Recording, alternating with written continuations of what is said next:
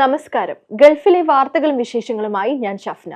Gulf GTV വാർത്തകളിലേക്ക് സ്വാഗതം.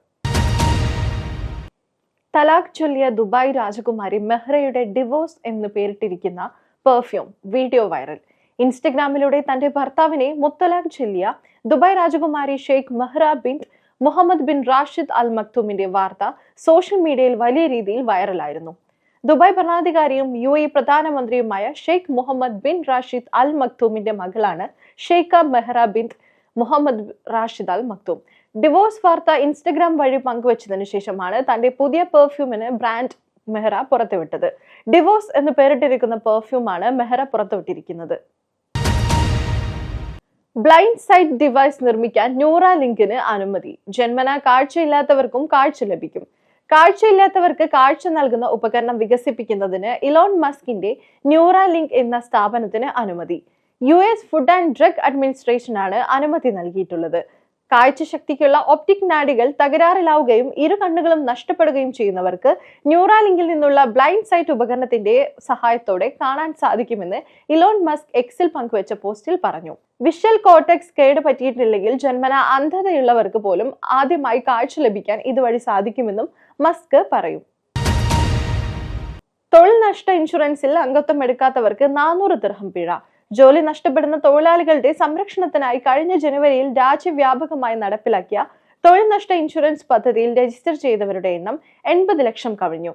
മാനവശേഷി എമറൈറ്റൈസേഷൻ മന്ത്രാലയം തൊഴിൽ നഷ്ട ഇൻഷുറൻസ് പദ്ധതിയുടെ മേൽനോട്ടം വഹിക്കുന്നത്.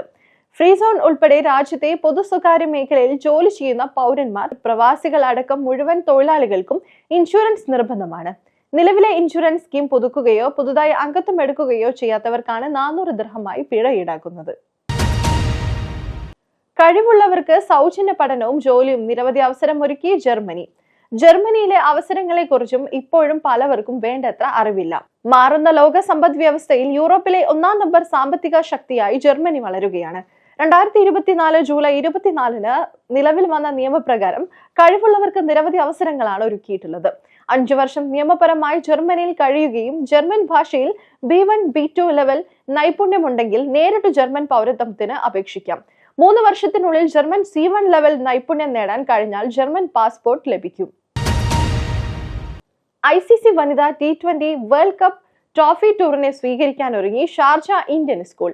ICC വനിതാ T20 ലോകകപ്പ് ട്രോഫി ടൂറിനെ സ്വീകരിക്കാൻ ഷാർജ ഇന്ത്യൻ സ്കൂൾ ഒരുങ്ങുന്നു.